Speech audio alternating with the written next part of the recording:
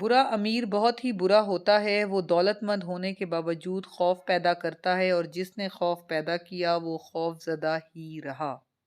برا امیر اپنے پیسے کے زور سے گناہ خریدتا ہے، گناہ بیچتا ہے اور پیسے کو اس طرح استعمال کرتا ہے کہ اس کے لیے دردناک عذاب گارنٹی کر دیا جاتا ہے۔ اس کی آنکھیں تب کھلیں گی جب وہ بند ہونے لگیں گی۔ پیسے نے اور پیسے کی محبت نے برباد کر دیا لوگوں کو۔ برا امیر داستان عبرت ہے، اپنے لیے، اپنی قوم کے لیے، اپنی ملت کے لیے۔ اس کے لیے قارون کی عبرت ہے، فرعون کی عاقبت ہے، شداد کا انجام ہے۔ ایسے امیروں کے لیے کوئی دعا بھی کارگر نہیں ہوتی۔ اس طرح غریب بھی دو طبقوں میں تقسیم کیے جا سکتے ہیں، اچھا غریب اور برا غریب۔ اچھا غریب وہ ہے جو اپنی غریبی کو اپنے ایمان کی قوت کے طور پر استعمال کرتا ہے۔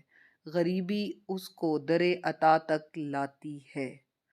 وہ غریب ہونے کی وجہ سے قریب ہو جاتا ہے اسی ذات کے جو غریبوں کو قریب کرتی ہے۔